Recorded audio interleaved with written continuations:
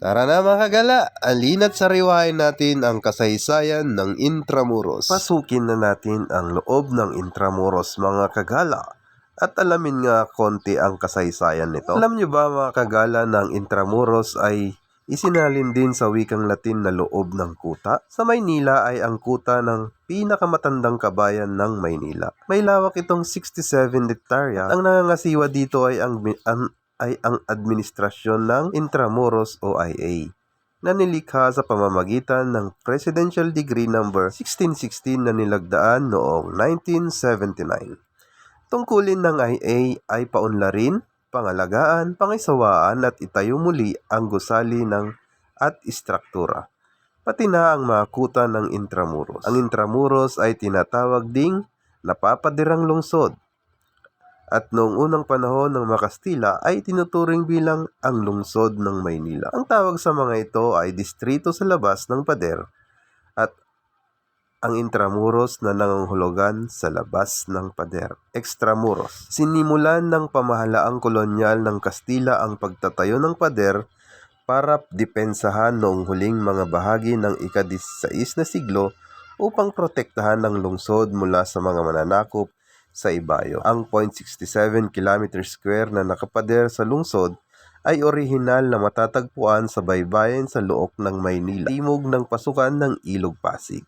Ang Fort Santiago ang nakatalagang tagapagbantay ng lungsod, kung saan ang kuta nito ay matatagpuan sa bunganga ng ilog. Dahil sa reklamasyon ng lupa na ginawa noong unang mga bahagi ng ika-20 siglo, natras ang mga pader at kuta nito mula sa baybayin. Lubusang nawasak ang Intramuros dahil sa pambubomba sa labanan upang mabawi ang lungsod mula sa pwersang Hapon noong ikalawang digmaang pandaigdig. Sinimula ng pagtatayo muli ng mga pader noong 1951 kung kailan idiniklara ang Intramuros bilang makasaysayang bantayan, kung saan isinagawa pa rin ito hanggang sa kasalukuyan ng administrasyon ng Intramuros o yung Intramuros Administration o IA. At sa ulat ng Saving Our Vanishing Heritage o yung sagipin ng ating naglalahong mga pamana, nilabas ng Global Heritage Fund noong 2010, nakatala ang Intramuros sa isa sa mga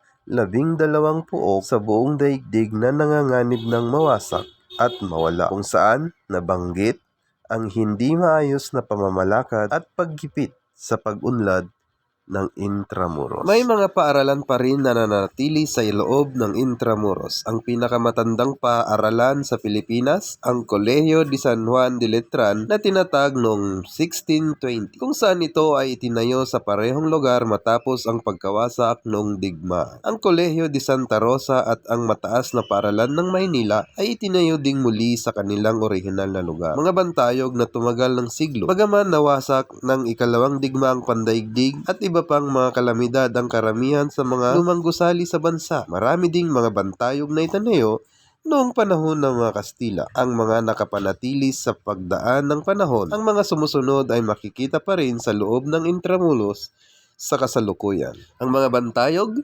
bantayog ng Anda, bantayog ng Legazpi Ordaneta, ang bantayog ni Reyna Isabel II, replika ng bantayog ni Benavides. Ang orihinal na bantayog nito ay nilipat sa kasalukuyang campus ng pamantasan ng Santo Tomas at ang bantayog ni Carlos IV. May mga barangay din sa loob ng Intramuros. Ang mga barangay na ito ay binubuo ng 5 barangay na may bilang 654, 655, 656, 657 at 658. Ang 5 barangay na ito ay nangangasiwa lamang sa kapakanan ng kanilang mga mamayan dahil wala silang kapangyarihang ehekutibo at pambatas. Ang administrasyon ng Intramuros ang nangangasiwa sa distrito, kabilang na ang pagbibigay ng mga permiso, pangangasiwa sa daloy ng trapiko at iba pa. Gala naman tayo sa National Museum, magkalapit lang dyan, at doon din sa Rizal Park.